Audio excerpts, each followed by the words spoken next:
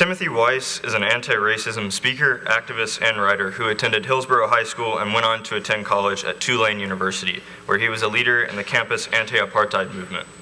After college, Mr. Weiss began a career in the field of activism for many years in New Orleans, where he eventually became the associate director of the Louisiana Coalition Against Racism and Nazism. He gained a national reputation in defending affirmative action in the late 1990s and has spoken across the nation at over 300 colleges, including Vanderbilt's Tearing Down the Walls conference this past year. He has also appeared on MSNBC Live and ABC's 2020. He will be speaking this evening at 5 o'clock in Pfeffer. Please join me in welcoming Tim Weiss to MBA.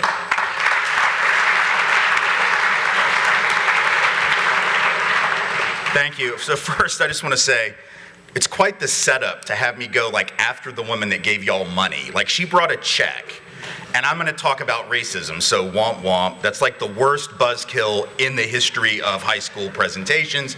But there it is. It is good to be back at MBA. I say back because the last time I gave a talk here would have been, any kind of a speech at this campus, would have been at the 4th annual Southern Bell Forum, which lets you know not only how old I am, but how old the forum is. I don't think that's much of a shock that people attain the age of 51, but it is pretty impressive that the debate program here has 38 years coming up of the Southern Bell Forum, and I would be remiss if I didn't ask y'all to give the debate program a big hand to recognize that.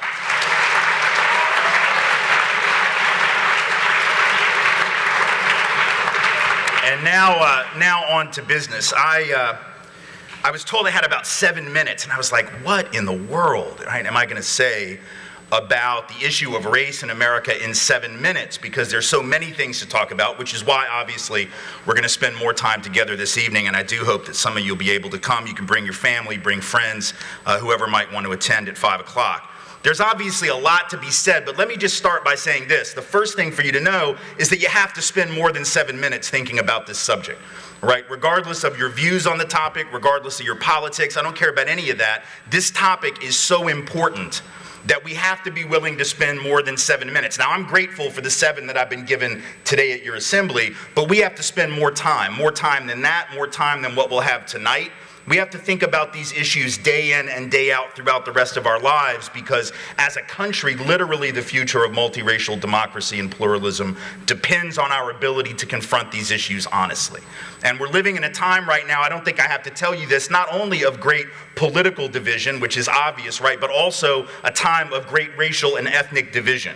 And however we're going to resolve that is going to depend on our willingness to have difficult conversations and look at some things about our country and even about ourselves that we might not want to look at. So I hope we can begin that a little bit today. And I know there are those who would say we ought not do it, because I've been doing anti-racism and civil rights work for 30 years, and in that time, the one thing you constantly hear is people saying, we ought not talk about it. If we talk less about race and racism, the problem will solve itself. Let me ask you, if there's any other problem on the face of the earth about which you would say that, right?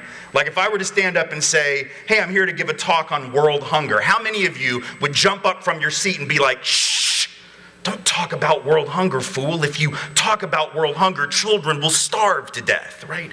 That's not how that works. The idea that if we just don't talk about it, food is going to miraculously appear on the plates of hungry children. The reason y'all raise that money for Second Harvest Food Bank is because you know you have to take action, right? And action requires thinking about a subject. Well, the same is true here. You can't solve any problem that you're not willing to talk about. And in this country right now, we clearly have a problem. There has been a significant spike in both hate group and hate crime activity in the last several years.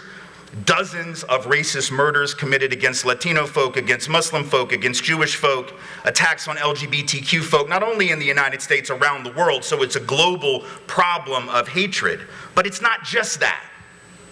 Sometimes I think we limit our analysis to those extremes, right? We think about racism as the extremity. We think about those boys in Charlottesville marching around with their tiki torches, because nothing, I think you will agree, proves the superiority of the white race more than a bunch of 21-year-old white boys in polo shirts marching around with Polynesian candles they bought at Pier 1. Nothing proves the superiority of whiteness quite like that.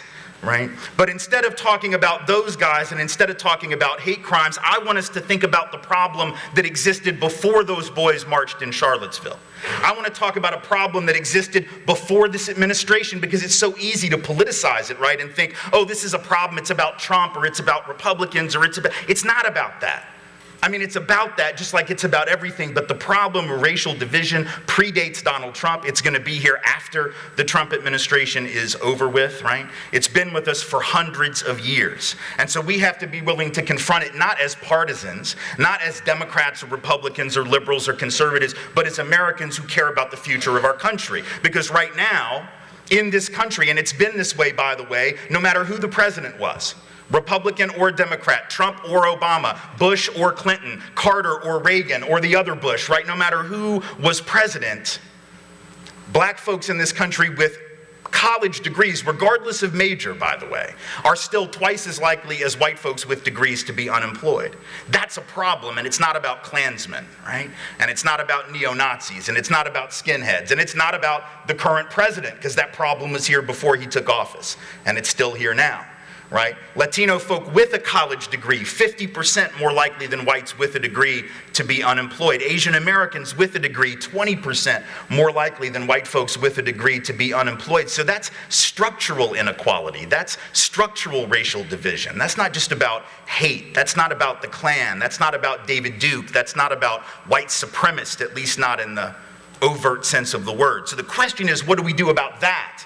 Right? What do we do about, or how do we think about the fact that right now the typical white family in America, right, has about 12 times the net worth of the typical black family and about 10 times the net worth of the typical Latino family? That's not because we've worked harder. It's not because we've prayed harder, right? It's because of a history of unequal opportunity. So when you think about the disadvantages and the advantages, the flip side of discrimination, the inequality in labor markets and income and wealth, you have to ask yourself, what is our role in that? Because that can't just be about who the president is.